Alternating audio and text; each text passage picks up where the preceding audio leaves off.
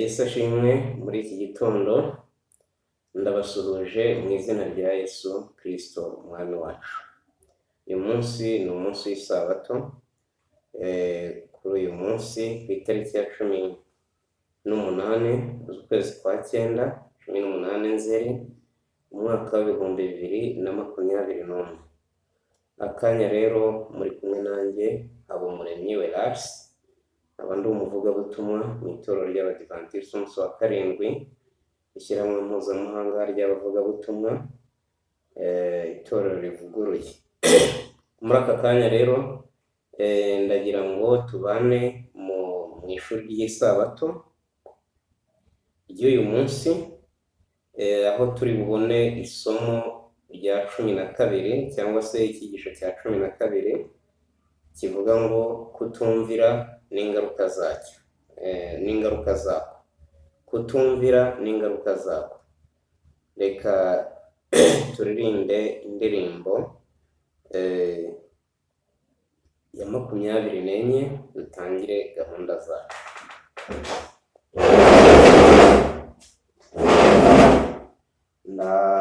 Ndagushaka iteka mwami mwiza cyane, ijwi ryawe ryiza rizana amahoro, ku manywa na nijoro ndagushaka iteka, umukiza we twigumanire, ndagushaka iteka, ryungura iruhande, sindamushya yose iyo turi kumwe, ku manywa na nijoro ndagushaka iteka, umukiza we twigumanire, ndagushaka iteka, ntuje niyonganya, wino utubane mbone gutungana, ku manywa na nijoro ndagushaka iteka, umukiza we twigumanire, ndagushaka iteka, nyigisha ibyo ushaka, mwingingo nsohore z'amasezerano, ku manywa na nijoro ndagushaka iteka, umukiza we twigumanire, ndagushaka iteka, mwami wera rwose, nyobora mu wawe, wowe munyahirwe, ku manywa na nijoro ndagushaka iteka, umukiza we twigumanire. Isomo turaribona mu rwa kabiri rw'Abami, igice cya 17 umurongo 23 uwa 12 n'ibice 18 umurongo wa 2. Nuko Abisirayeli bavanwa mu gihugu cyabo bajya muri Ashuri, kubera ko batumviye ijwi ry'Uwiteka Imana yabo, ahubwo bakarenga ku masezerano ye, hamwe n'ibyo Mose umugaragu w'Uwiteka yabategetse byose. Reka dusenge. Data wa twese, Mana yacu utuherengeyeho mu ijuru, muri aya masaha y'iki gitondo, muri uyu munsi wera, turagushimiye. Tugushimiye neza n'urukundo rwawe uruturindisha uko bwije n'uko bukeye, izina ryawe rihabwa icyubahiro. Muri aka kanya rero turagushimira cyane cyane ukuntu waturinze mu minsi 6 ishize, iminsi yari irimo ingorane n'akaga bitandukanye, ariko ukaba waratugiriye neza ukatwiyereka mu buryo nabwo butandukanye, ukaba warabashije gukiza abarwayi, ugakiza abafite ingorane n'ibibazo bitandukanye, izina ryawe rihabwa icyubahiro. Muri aka kanya rero ndagusaba nkwinginga kugira ngo isabato ibere umugisha buri wese, abateraniye mu rusengero, ari abateraniye mu ngo zabo, ari abateraniye ku giti cyabo, ari abari ku mbuga nkoranyambaga, nk'uko natwe duteranye uyu munsi, ndakwinjiza kugira ngo umugisha wawe ube ku bwoko bwawe, cyane cyane ituro ryawe ryongera imbaraga, urihe kunesha muri iyi minsi mibi, abarwaye indwara ya COVID-19 ubashe kubagira neza, by'umwihariko ubahe ibyiringiro, barinde kwiheba, kuko kwiheba icyo kuzana ari ukurimbuka, ariko ibyiringiro bigatera ubugingo. Nuko rero ndasabira abarwaye indwara z'iby'umwuka, abagenda basubira inyuma, abo bose ubagire neza, kandi rero igihugu cyacu gihe umutekano n'amahoro. Uwo hatabonetse umutekano n'amahoro ntabwo twabasha kuguhimbaza nk'uko bikwiye. Gahoro rukomeza twibanire, kandi isabato ituguteshemo reka batacumuye, sitani ingabo zibahezwe. Nuko n'iyi gahunda tugiyemo yo kwiga ijambo ryawe widushoreremo kandi widufashishemo umwuka wera, duse mu izina rya Yesu, amen.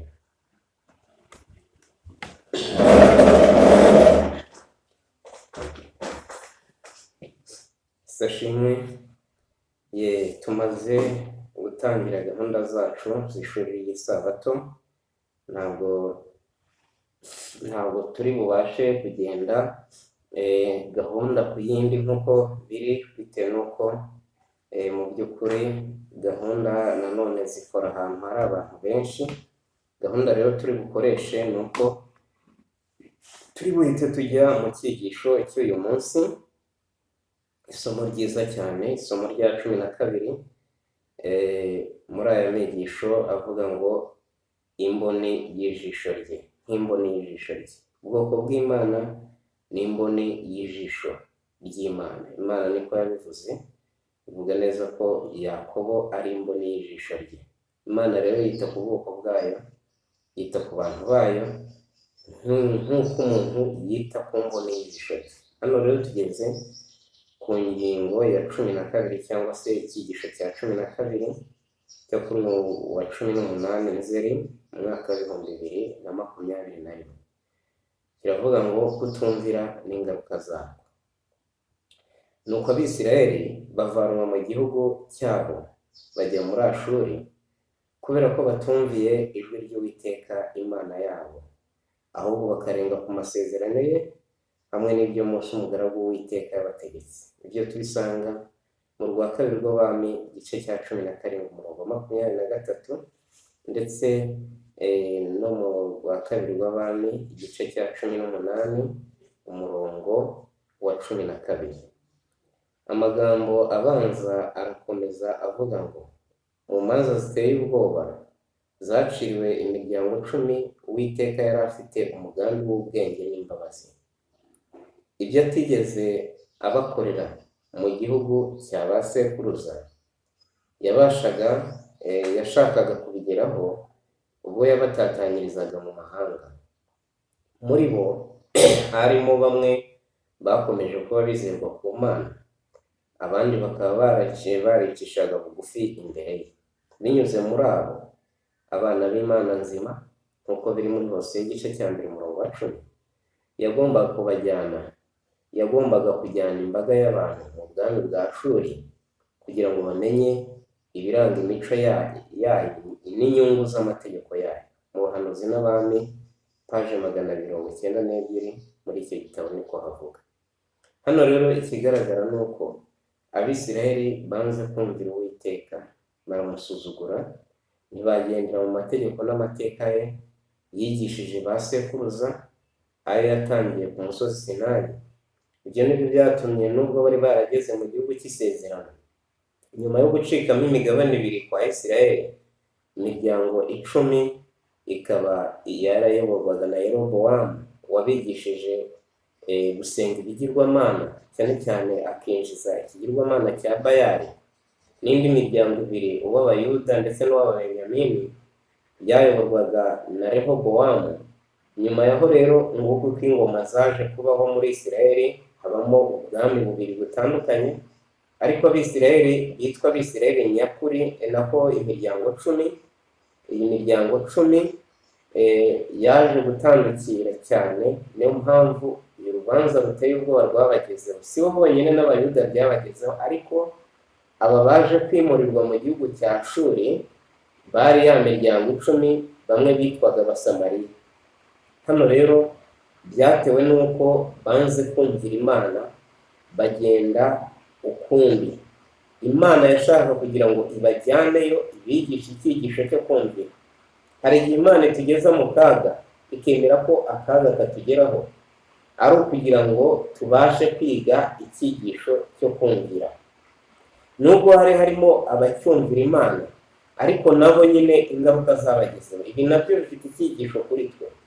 Iyo tugomye tuba dusemera cyangwa se tuba dukururira akaga bagenzi bacu nubwo baba batagoma nkatwe. Niyo mpamvu rero ikintu cyitwa itoro ry'Imana abantu bakwiye kucyitondera cyane. Ikintu cyitwa ishyanga abantu bakwiye kucyitondera cyane. Iyo harimo abantu bari ku ruhembe rw'imbere, bona nubwo abari ku ruhembe rw'imbere bakagoma, biba ari akaga gakomeye. Abari hasi nabo babayoborwa, iyo bagomye ibyaha ntibikurikiranwe ngo bihanwe binyuzwe mu nzira ikwiriye nk'uko Yesu Kristo yayivuze muri Matayo 18:15, ko mwene so nakosa umusanga mwiherereye ukamubwira ikosa rye, yakumvira akaba mwene so, yatakumvira ukazana undi, bityo kugeza igihe ikosa rikurikiranwe rikarandura. Hano rero gucyaha no gutesha no guhana byari byarabuze muri Isiraheli. Niyo mpamvu n'abahanuzi bazaga, ni ukuvuga ngo bateshwaga agaciro, abandi bakicwa. Turabona Eliya, tukabona n'abandi bahanuzi bagiye bavuga ukuri ariko bakagirirwa nabi. Ku wa mbere w'isabato rero hariho ingingo ivuga ngo intumwa n'umuburo. Intumwa n'umuburo. Ku wa mbere w'isabato twagomba kuba twarize iki?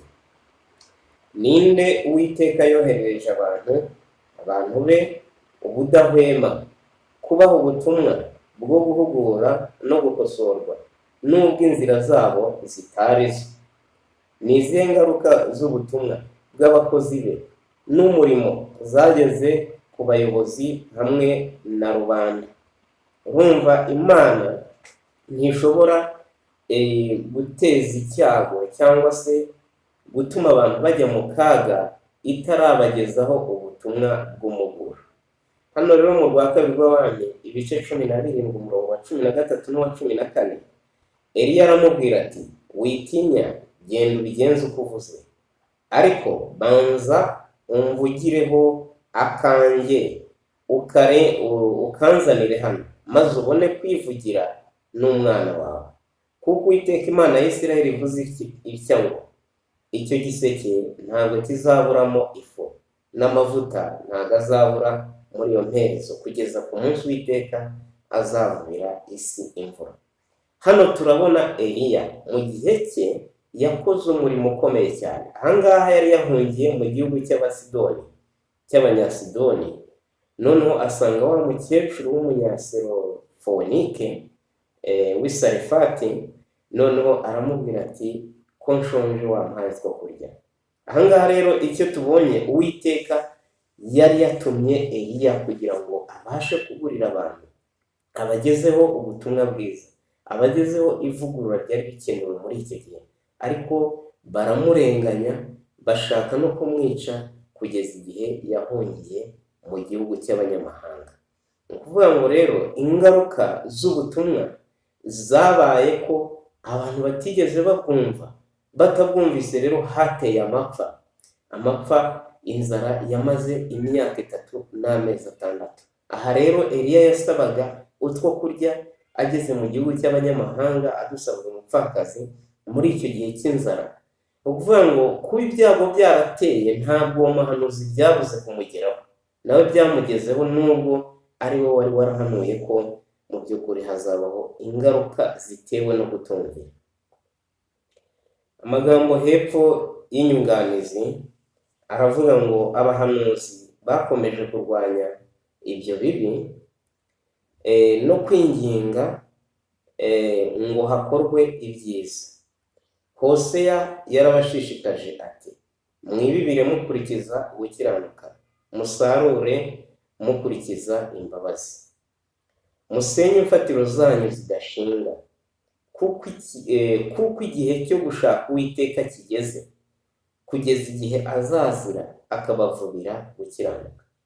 Uhindukire Imana yawe, komeza imbabazi n'ubutabera, kandi utegereze Imana yawe ubudasiba.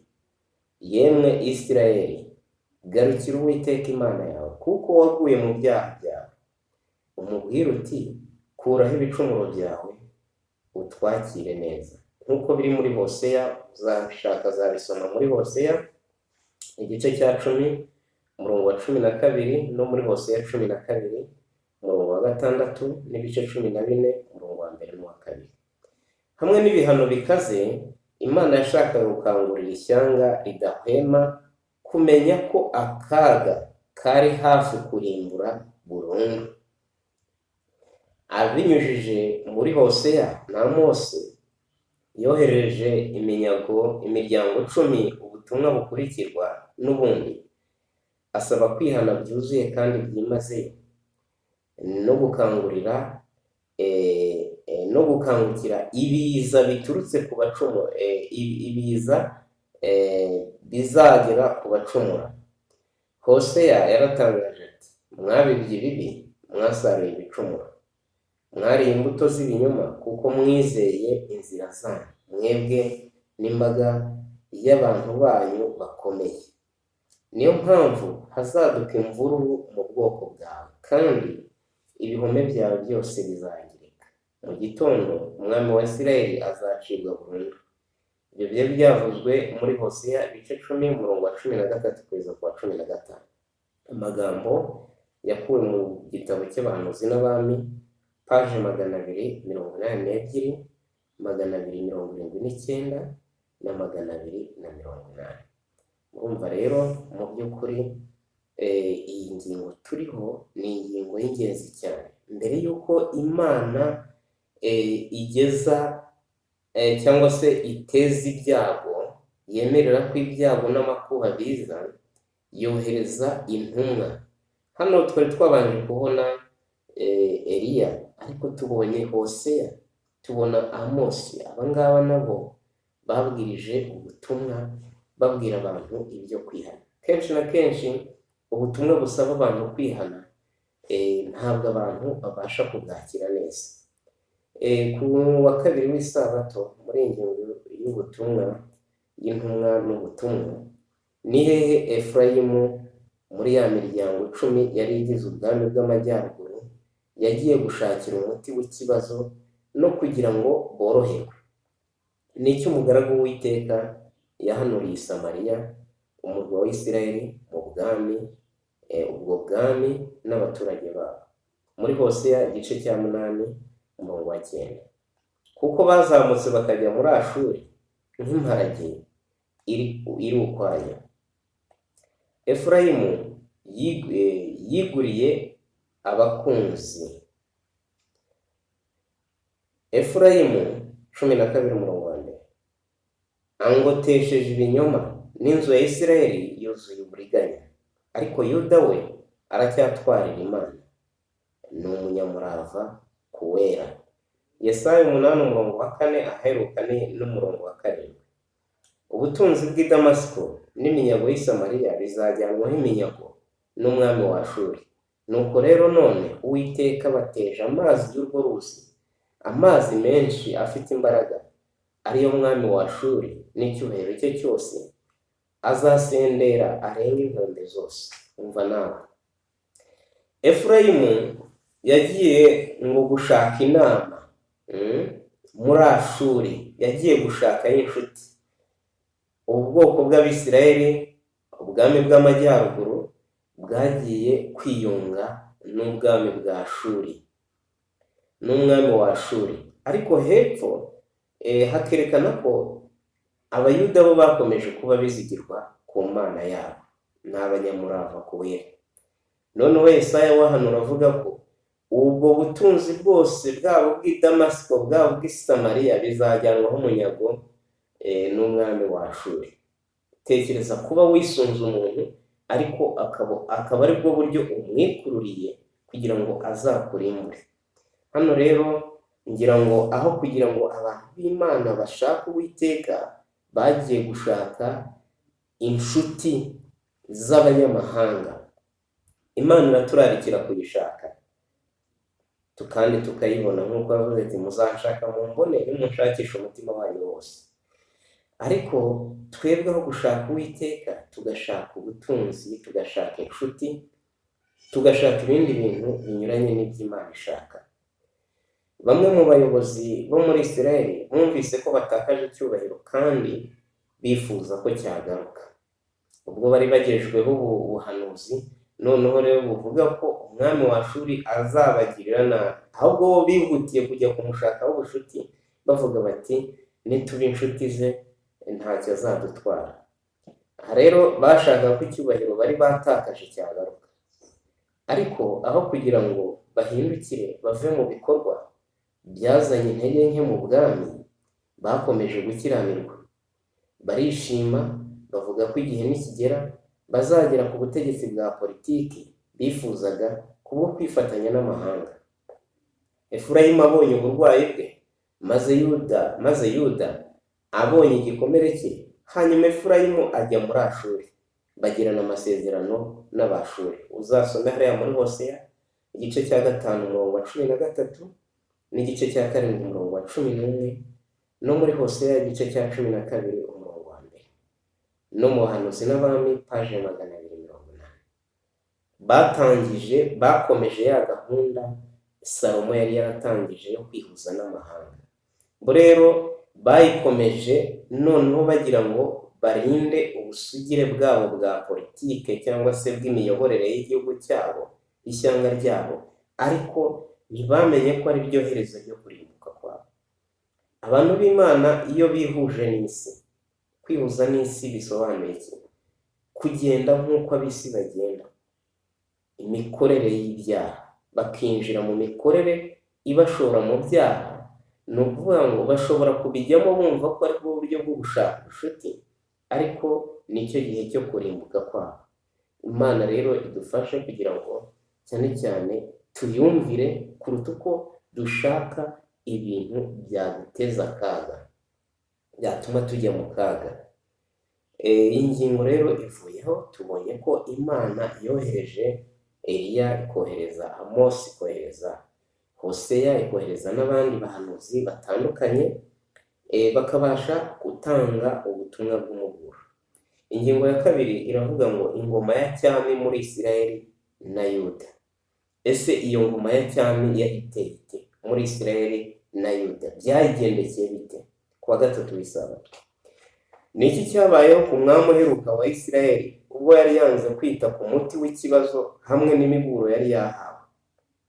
Byamugendekeye bite? Yanze kwita ku muti w'ikibazo, yanga kwita ku miburo yari yahawe. Ibyiyongereye ku kugoma k'umwami Hosheya, ni iki cyageze ku iherezo ryacyo? Umwami Hosheya, kugoma kwe kuba kwarabaye, ubundi ni iki cyageze ku iherezo ryacyo? Rwa 2 rw'Abami 17 umurongo wa 5, wa 6, wa 18 n'uwa 23. Bukeye umwami wa Ashuri arazamuka yubika igihugu cyose, ajya i Samariya amarayo imyaka 3 ahagose.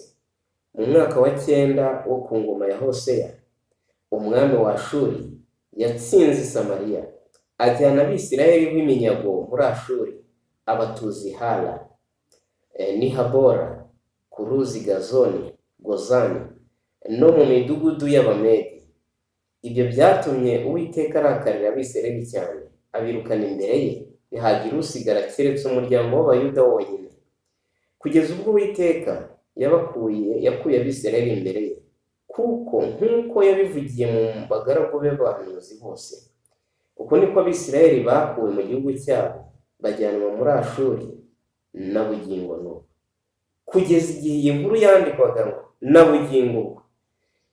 Na nyuma yaho turaza kubibona umwami wa Ashuri ahubwo yazanye abo muri Ashuri abatuza muri Isirayeli, aribyo byaje kubyara Abasamariya. Ni uruvange rw'Abisirayeli n'Abashuri, ni urubyaro rukomoka kuri abo bantu, ntabwo ari Abisirayeli nyakuri. Hano rero murumva ingaruka zo kutumvira. Babanje kujya gushaka ubufasha ku mwami wa Ashuri, kumwigiraho neza, kumushakaho ubucuti, ariko hano noneho Uwiteka yohereje uwo mwami ngo aze abarimbure. Hano bitewe no kutumvira ingoma ya cyami muri Isirayeli na Yuda. Mu ruhande rumwe ingoma y'Abayuda yo, hano ngo Abayuda bo bari bacyumvira Imana, ariko aba Bisirayeli bamwe bihaye gusenga Bayali, bagasenga n'ibindi bigirwamana bitandukanye babyokojwe na Yerobowamu, wa mugaragu wa Mose wa Salomo. Hano byatumye umwami wa Ashuri ntiyabajyanye n'impunzi, ahubwo ngo yaragiye abatuza i Hala, yaragiye abatuza muri icyo gihugu, abatuza n'i Habora ku ruzi Gozani, ndetse no mu midugudu y'Abamedi. Umva, icyari ishyanga gikuraho abatataniriza muri ibyo bihugu. Bashyizeho abami njye ntabyemeye, bitoranyiriza ibikomangoma kandi sinari mbizi, nk'uko biri muri Hoseya igice cya 8 umurongo wa 4. Ihame ryose ry'ubutabera ryashyizwe ku ruhande. Abagombaga guhagarara imbere y'amahanga y'isi nk'ababitsa ubuntu bw'Imana bagambaniye Uwiteka, kandi hagati yabo muri bo bagambaniye Uwiteka. Hoseya 5 umurongo wa 7. Hamwe no gucyahwa gukaze, Imana yashatse ukuntu yazahura ishyanga ritihana ngo risobanukirwe akaga kabo gashishana ko kurimbuka kwari kugiye kubaho. Binyuze muri Hoseya na Mose yohereje imiryango 10 ubutumwa bukurikirwa n'ubundi busaba kwihana binyuze byuzuye kandi byimazeyo, no kubakangisha ibyorezo n'ingaruka ziherekeje ugukiranirwa guhoraho. Hoseya yaratangaje ati, mwabibye ibibi, mwasaruye ibicumuro, mwariye imbuto z'ibinyoma, kuko mwizeye inzira zabo, hamwe n'imbaga y'abantu banyu bakomeye. Niyo mpamvu hazaduka imvururu mu bwoko bwawe, kandi ibihome byawe byose bizangirika. Mu gitondo umwami wa Isirayeli azacibwa burundu. Hoseya igice cya 10 umurongo wa 13 kugeza ku wa 15. N'abahanuzi n'abami, paje ya 279 280. Murumva rero, biringiye abakomeye, biringira imbaraga zabo. Nyuma y'uyu mwami wa nyuma wa Isirayeli witwa Hoseya, nawe yitiranwaga n'uyu muhanuzi Hosheya, ni ukuvuga ngo niwe waje mu by'ukuri kuri iyo ngoma kunyagwa n'abantu bose, babajyana hariya muri Ashuri babatuzayo. Kubwo rero kwizera inzira zabo, bo kwiringira abakomeye, kwiringira imbaga z'abantu bakomeye, ni ukuvuga ngo byatumye Abisirayeli banyagwa. Muri iki gihe itorero rikwiriye kuba iryicisha bugufi, rikajyana n'ibyoroheje ari by'Imana yaduhitiyemo, ari byo kumvira. Ariko mu gihe abantu bashatse inzira zabo, bagashyiraho imigambi yabo n'ingamba zabo zinyuranye n'uko ijambo ry'Imana rivuga, ni ukuvuga ngo habaho akaga gakomeye cyane, kandi abantu bagera aho baba mu miterere yo kurimbuka. Ikibazo cya kane cyo ku wa kane w'isabato. Nubwo Yuda nk'ubwami bwo mu majyepfo baje kurokoka ubunyage, ni iki mu by'ukuri cyaje kubabaho? Ese abayuda bo bakomeje kubashyashya? Barokotse ubwo bunyage bw'umwami wa Ashuri, ariko bo byagenze bite? Ese bo bakomeje mu nzira yo kwera no gutungana? Mu rwa kabiri rw'Abami igice cya 17 umurongo wa 19 haravuga ngo, ariko abayuda bo ntibitondera amategeko y'Uwiteka Imana yabo. Ariko abayuda nabo ntibitondera amategeko y'Uwiteka Imana yabo, ahubwo bagendera mu mategeko Abisirayeli bishyiriyeho. Umva ikibazo. Abayuda nabo nubwo basigaye batagiye mu bunyage, ntibigeze bitondera amategeko n'amateka y'Uwiteka Imana yabo, ahubwo bagendera mu mategeko Abisirayeli bagiye mu bunyage bari bishyiriyeho. Urwa kabiri rwo ku Ngoma igice cya 36 umurongo wa 11 kugeza ku wa 14. Sedekiya atangira gutegeka yari amaze imyaka 21 avutse. Ategekera Yerusalemu, amara imyaka 11 Yerusalemu ari ku ngoma. Akora ibyangwa n'Uwiteka Imana ye, ntiyicishije bugufi imbere y'umuhanuzi Yeremiya, ahubwo yamubwiraga ibiva mu kanwa k'Uwiteka. Kandi agomera umwami Nebukadinezari yari yaramurahiriye Imana, ahubwo agamika ijosi, yinangira umutima ngo adahindukirira Uwiteka Imana ya Isirayeli. Kandi abatambyi bakuru bose n'abantu baracumuraga cyane, bagakurikiza ibizira byose n'ibikorwa n'abanyamahanga, bakanduza inzu y'Uwiteka yari yereje Yerusalemu. Ngicyo icyabaye ku Bayuda. Abayuda nabo ntabwo basigaye Yerusalemu, basigaye mu bwami bw'amajyepfo bitondera iby'Imana yategetse, ahubwo hano bavuga ngo bitondeye, bagendeye muri ya mategeko Abisirayeli bari bishyiriyeho, amategeko yo kuyoba no kugoma ibigirwamana Bayali, Moleki, Ashitaroti n'ibindi bigirwamana bitandukanye. Niyo mpamvu ku ngoma ya Zedekiya bavuga ngo yakoze ibyangwa n'Uwiteka, ntiyumvira n'umuhanuzi Yeremiya, ndetse agomera n'umwami Nebukadinezari. Bityo ni ukuvuga ngo abantu bose, abatambyi n'abakuru bose batangira gucumura, ngo baracumuraga cyane, bagakurikiza ibikorwa by'abanyamahanga, bakanduza inzu y'Uwiteka iherereye i Yerusalemu. Muri iki gihe ushobora kwibaza ngo ese ibi ngibi ntibikorwa? Abatambyi bahagarariye abapasiteri, abavugabutumwa, abakuru b'amadini n'amatorero, abantu bahagarariye nyine abizera muri rusange. Ese abantu banduza inzu y'Uwiteka bate? Bakora ibizira iby'abanyamahanga bakora gute? Imana yashyizeho amategeko 10. Ayo mategeko 10 niyo agomba kugenga abantu bayo, kandi iduha Yesu Kristo kugira ngo ucumuye ya mategeko 10 abashe kwihana mu izina rya Yesu wabambwe ku musaraba, noneho amaraso ye abashe kutwezaho ibyaha byose, kuko icyaha ari ukwica amategeko. Ntabwo rero Imana yaturekeyeho gusa ngo iduhe amategeko gusa, kuko ntitwari kuyashobora, kuko twabayeho muri kamere y'ibyaha, ahubwo yaduhaye Kristo kugira ngo ucumuye wese abashe kwihana. Nk'uko biri mu Rwanda rwa Yohana igice cya 2 umurongo wa 1, bana banjye bato mbandikiye ibyo ngo mudakora icyaha, ariko nihagira ukora icyaha ngo dufite umurengezi kuri Data wa twese.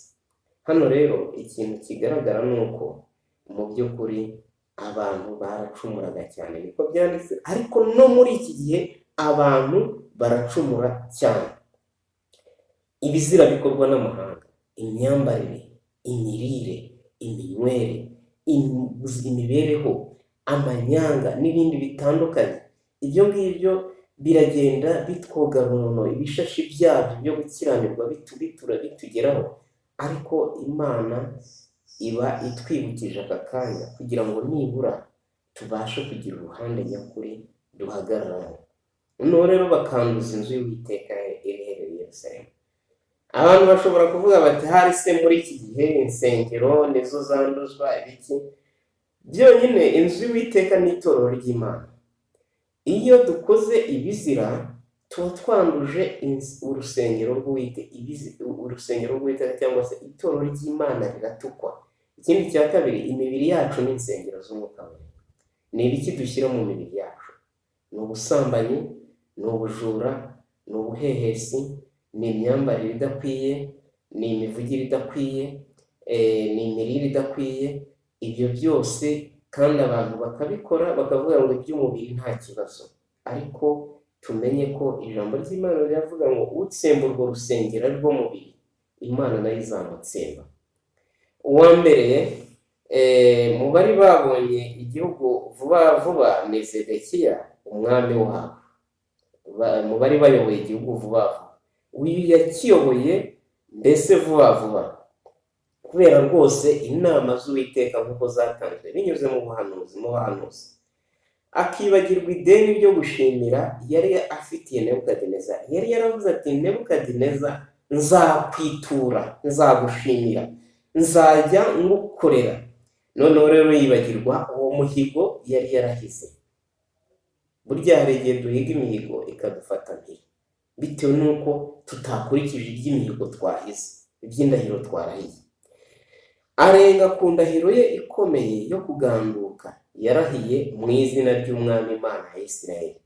Umwami wa Yuda yigometse ku bahanuzi, agira nabi umugiraneza we ari we Nebukadineza no kurwanya Imana ye.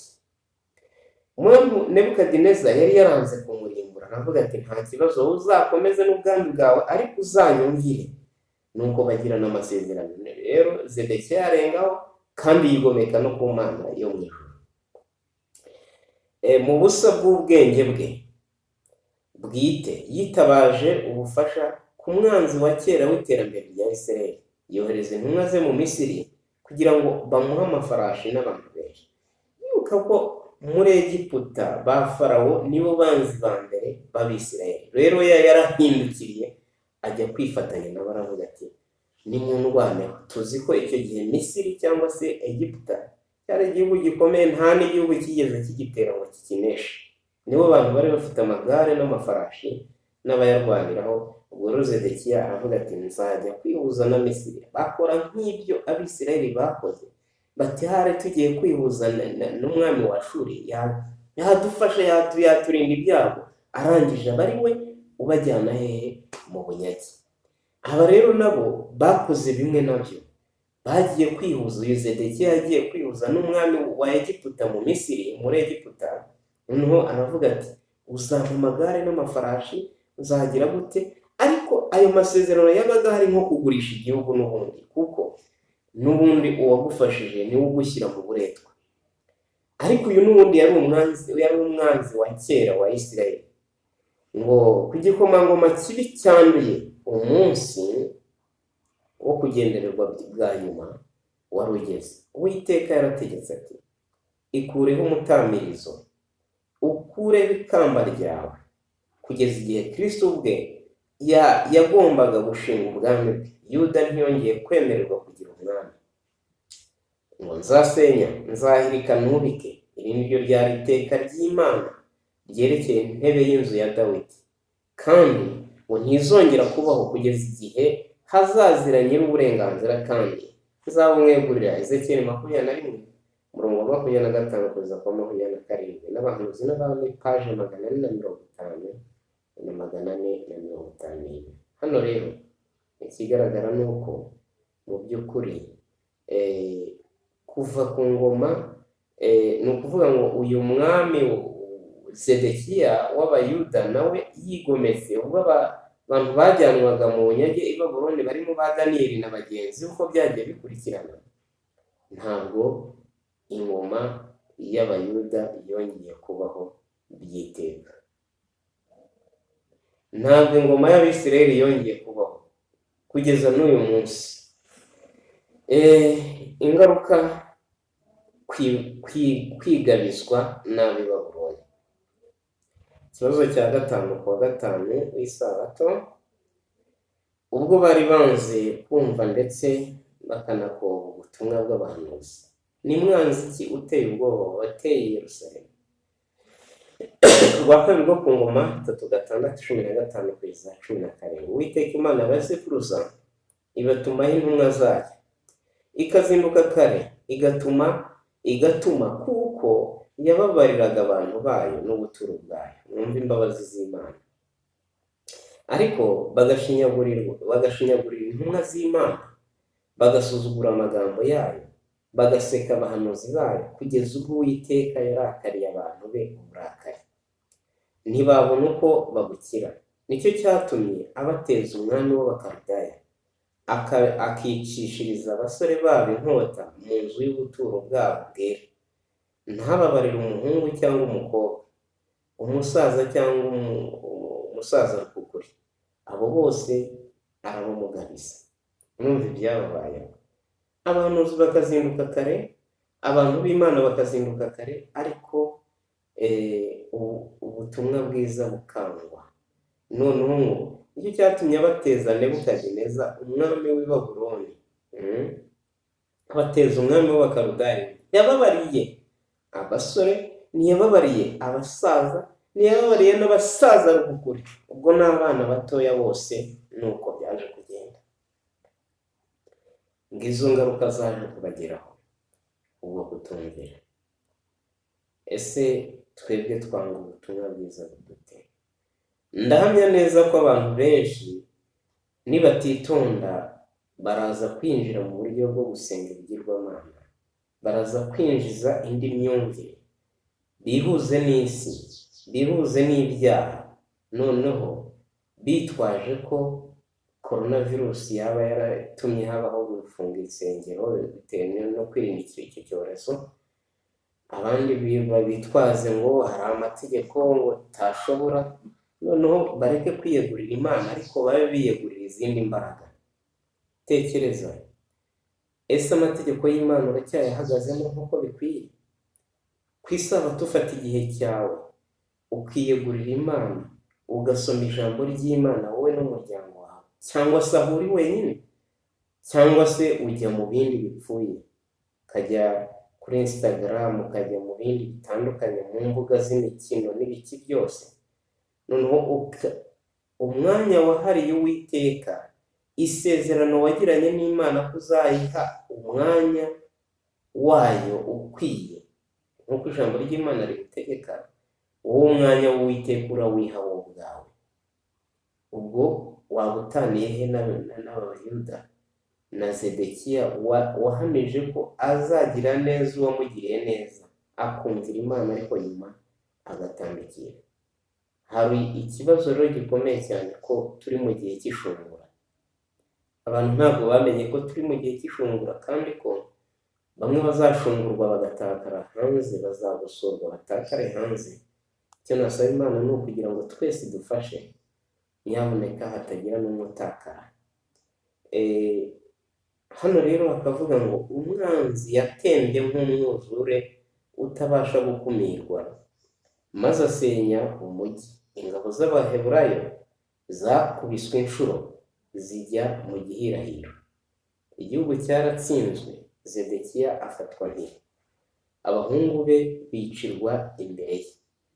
Umwami akurwa i Yerusalemu ari imbohe, amaso ye aranogorwa.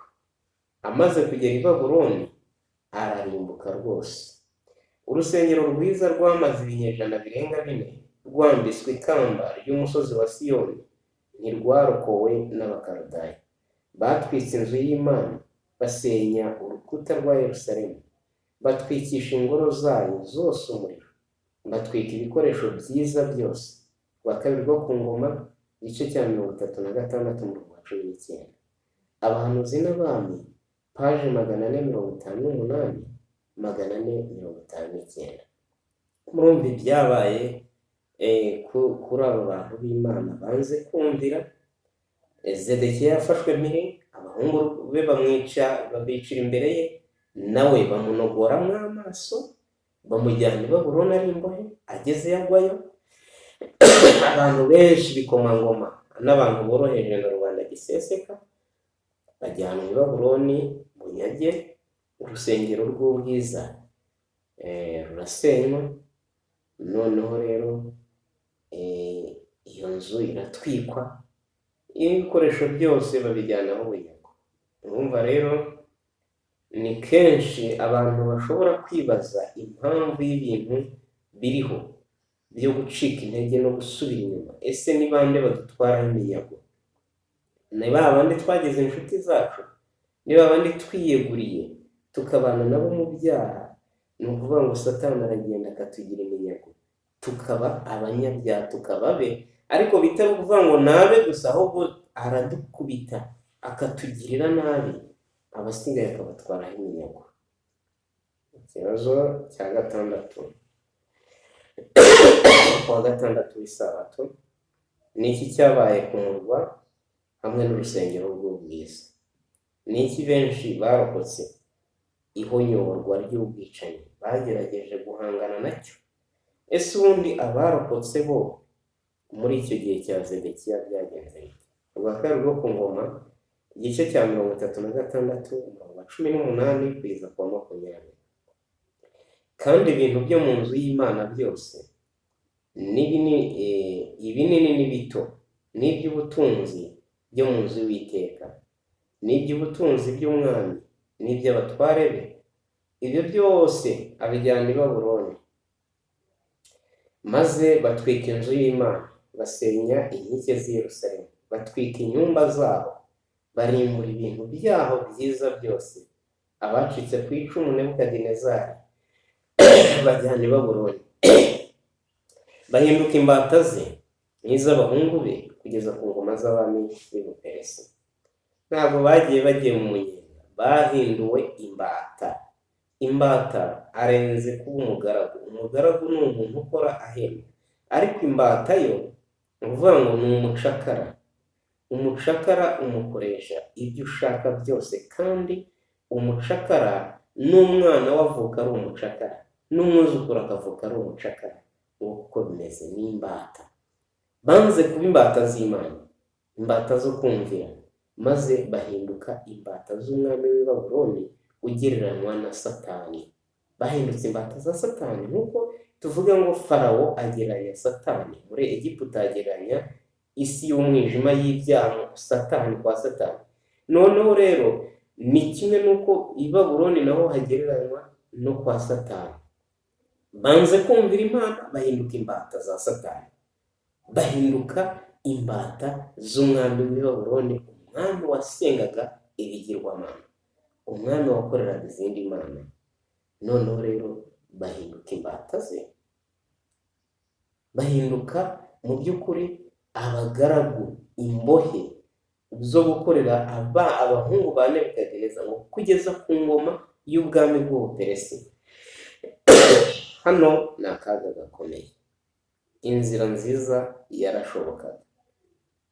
Ingingo ya nyuma iravuga ngo inzira nziza yashobokaga ku isabato. Ikibazo cya karindwi, uratekereza ko byari koroha kuba ubwoko bw'Imana bwari kwirinda ibihano byagwiririye iryo shyanga? Uratekereza ko byari koroha kwirinda ibyo bihano? Njyewe ndatekereza ko bitari koroha, kuko amazi yari yamaze kurenga inkombe. Hari aho gucyaha birashoboka, baracyashywe, barabwirwa, icyo gihe bagomba gukosora bigashoboka.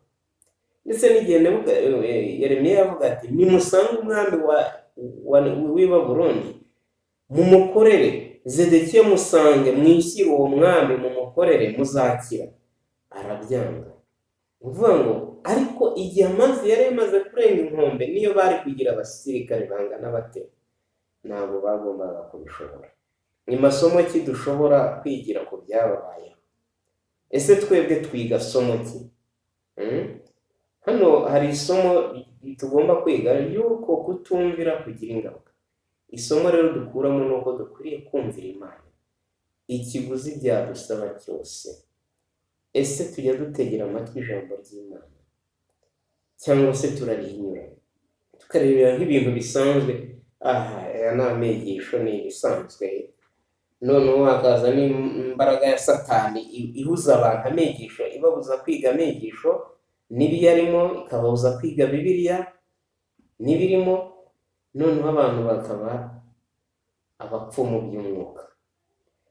Ni iki Imana yavuze cy'ukuntu hakwirindwa ibyo bintu biteye ubwoba, maze hakabaho kwakira imigisha yayo?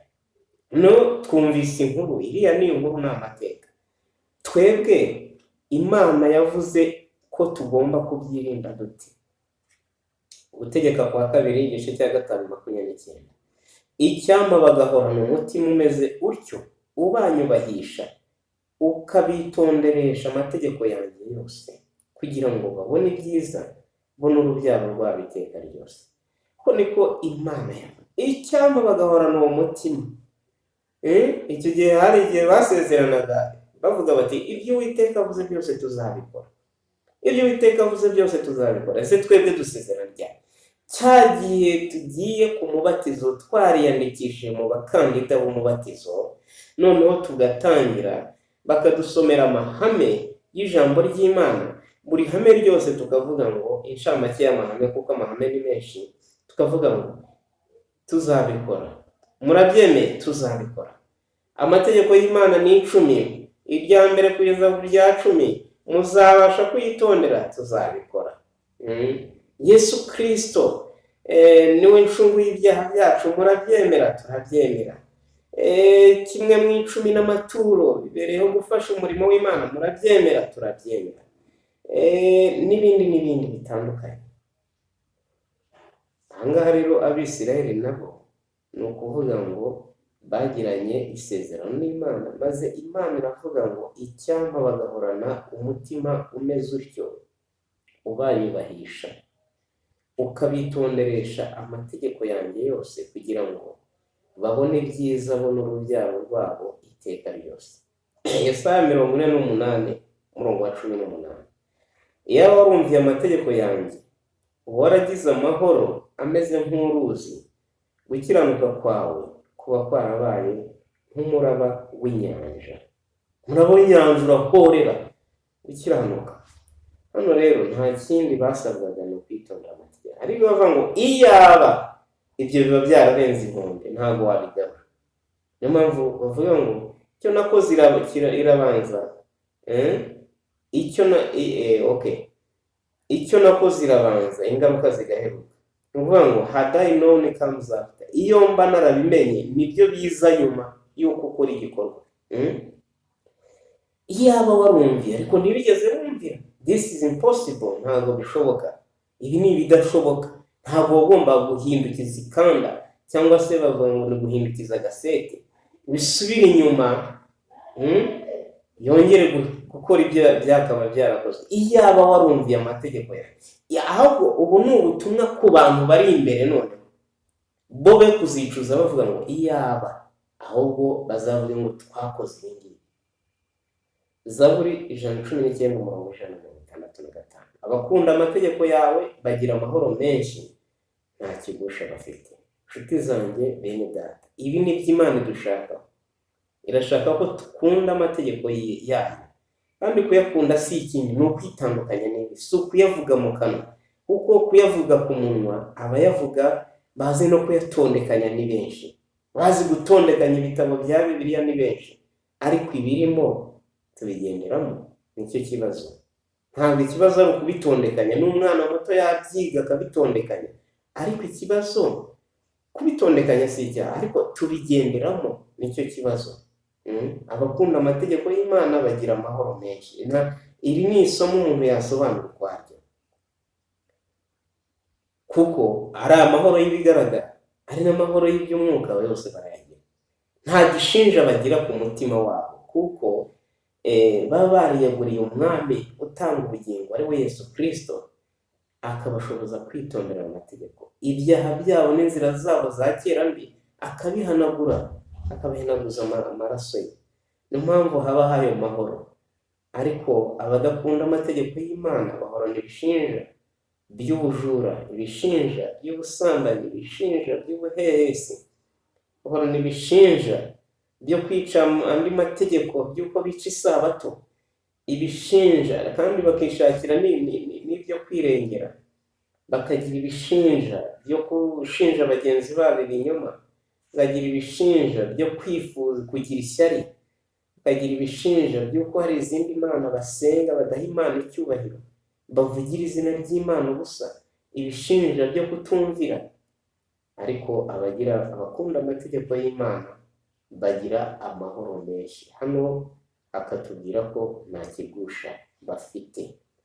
Rero icyo Imana yavuze cy'ukuntu hakwirindwa ibyo bibi biteye ubwoba bigera ku bwoko bwayo, ni uko bakwiriye gukunda amategeko yayo kandi bakirinda ibigusha. Ni ukuvuga ngo ibyo bibagusha bizavaho ari uko twitondeye amategeko. Ingogo ishyirwa ku bimasa kugira ngo ibifashe gukurura umutwaro, kugira ngo umutwaro woroshye. Ingogo ishyirwa ku bimasa, ni ibyuma bayishyiraho bitsikamira, nibyo byitwa ingogo cyangwa nira. Iyo nira cyangwa se iyo ngogo, uwo mutwaro, ibyo bintu biremereye bishyirwa ku bimasa, bishyirwaho kugira ngo bibashe gukurura imitwaro. Uko niko n'ingogo ya Kristo imeze. Kristo nawe adushyiraho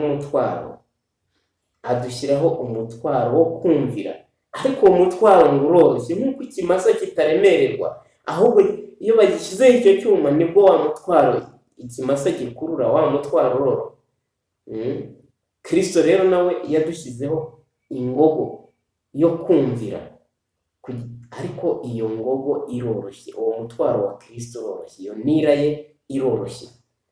Iyo ubushake bwacu bumezwe n'ubushake bw'Imana, mwumva iyo ngogo Imana idushyiraho, kandi tugakoresha impano zayo mu guhesha abandi umugisha, umutwaro w'ubuzima bwacu uzoroha. Birumvikana, ya ngogo ivugwa niwo mutwaro. Tugendera mu bushake bw'Imana, ngo impano yaduhaye tukaziheshamwe abandi umugisha, ntituzoroherwa. Ugendera mu nzira y'amategeko y'Imana aba agendana na Kristo, kandi mu rukundo rwayo nimo umutima uruhukira. Igihe Mose yasengaga ati, nyereka inzira yawe kugira ngo umenye, Uwiteka yamushubije ati, ukuhaganza kwanjye kuzajyana nawe, nanjye nzaguha ikiruhuko. Kandi binyuze mu bahanuzi ubutumwa bwaratanzwe ngo, uku niko Uwiteka avuga ati, muhagarare mu nzira murebe, mubaririze inzira za kera, aho inzira nziza iri, kandi muyigenderemo, nibwo muzabona uburuhukiro mu mitima yanyu. Kuva 3:11 kuva 3:13 na Yeremiya 6:16 aravuga ati, iyaba wari wumviye amategeko yanjye, noneho amahoro yawe yari kumera nk'uruzi, no gukiranuka kwawe kukamera nk'umuhengeri w'inyanja. Yesaya 48:18 twasomye. No mu wifuzwe byose, paje 330 na 331.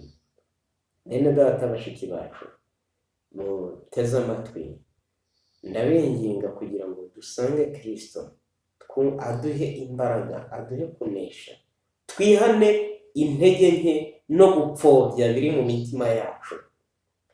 Twihane, kuko igihe cyo gucira abantu urubanza gisohoye, cyarasohoye. Ahari urubanza rwanjye rugezweho cyangwa se urubanza rwawe rugezweho, Imana iradusaba kwihana, tukumvira amategeko yayo, tukagendera mu by'ubushake bwayo, kandi ntibirushya, bisaba ubushake bwacu gusa, maze tukavuga ngo nkweguriye ubugingo bwanjye, nkweguriye ubugingo bwanjye ngo bugengwe nawe Mwami.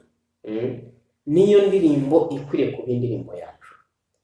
Imana izi ko turamutse, ibyo kwiga byongereyeho, ngo Imana izi ko turamutse dusigaye dukurikiza ibyifuzo byacu, tukajyaho ubushake bwacu butuyobora, turi kumwe, twagwa mu murongo wa Satani tugahinduka abafite imico ye. Murumva ubushake bwacu ntidukwiriye kubukurikiza, kuko n'isengesho Kristo yasenze asengera abigishwa be, abigisha gusenga, aravuga ati, ibyo ushaka bibeho mu isi nk'uko bibaho mu ijuru. Yandi magambo, ubushake bwacu ntibubeho, ahubwo habeho ubushake bw'Imana. Ubushake bw'Imana aba ari bwo bushyirwa imbere. Hano rero ngira ngo turamutse dukurikije ubushake bwacu, Imana irabizi neza ngo turamutse dusigaye dukurikiza ibyifuzo byacu, tukajya aho ubushake bwacu butuyobora, twagwa mu murongo wa Satani, tugahinduka abafite imico ye. Ku bw'ibyo amategeko y'Imana aduhuza n'ubushake bw'umwe uri hejuru kandi w'icyubahiro kandi uhanitse. Yifuza ko twihangana kandi tugashishoza, tugakora inshingano z'umurimo. Kugandukira ubushake bwa Data bizahuza imico y'abigometse, bizahura imico y'abigometse, bibaha imbaraga. Abigometse bakava mu bwigomeke bwabo. Yifuza hano ngo umurimo nk'uwo witabwaho n'umuntu uri mu mikorere, n'umuntu uri mu mucyo w'imikorere. Usanga batitanze, bishimye kandi batari mu rukundo rw'Imana. Ni imikorere y'ubukorikori gusa, ya bindi by'umuntu ku giti cye by'ibyifuzo bye. Umurimo nk'uyu ntuzana amahoro cyangwa ituze mu bugingo. Imana igaragariza isi ibyiciro bibiri: kimwe icy'ababi, akivuga ati nta mahoro kuri bo, Yesaya 48:22. Mu bandi ngo amahoro akomeye abe ku bafite amategeko yawe, kandi nta kintu kizabababaza. Zaburi 119:165. Inzira ebyiri: ababi nta mahoro y'abanyabyaha. Iyo nzira ya mbere. Inzira ya kabiri, abakunda amategeko, amahoro abe kuri bo. Bagira amahoro menshi kandi nta kigusha bafite. Mu gitabo cyitwa Kugira ngo mumenye, paji 120. Imana rero idufashe, iduhe kunesha, cyane cyane dore ko tubonye icyigisho cy'ingenzi kidusubiza mu mateka y'Abisirayeli. Banze kuba imboni y'ijisho ry'Uwiteka, ahubwo baba imboni ya Satani. Icyigisho cyavuga ngo kutumvira n'ingaruka zacyo. Imana rero idufashe, iduha imbaraga zo kunesha, tubishobojwe n'umwuka wayo wera, kugira ngo mu by'ukuri iri jambo ryayo ribashe kudukomeza. Nibyo nsaba namwe mbasabira mu izina rya Yesu, amen. Hano rero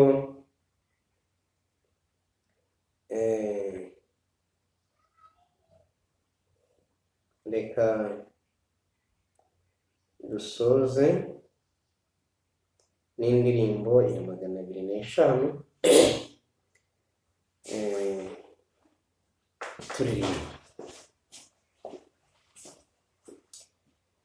weguriye ubugingo bwanjye, ubugenza uko ushaka Mukiza. Weguriye amaboko yanjye, uyakoresha uko ushaka Mwami, uyakoresha uko ushaka. Weguriye ibirenge byanjye, bijye bijyana ubutumwa bwiza. Weguriye ijwi ryanjye naryo, ngo rijye rigusingiza iteka, ngo rijye rigusingiza. Weguriye akanwa kanjye, kuzuza ubutumwa bwawe Mwami. Weguriye ubutunzi bwanjye, ntacyo nshaka kwisigaranira, ntabwo nagira icyo nkwima. Weguriye imigambi yanjye yikoresha uko ushaka mukiza, weguriye umutima wanjye, maze wimike mu bwami bwawe, wimike mu bwami bwawe, weguriye urukundo rwanjye, sinshaka kugira icyo nguhisha, weguhaye impagarike yanjye, weguriye ibyanjye byose mwami, weguriye ibyanjye byose. Dupfukame dusenge.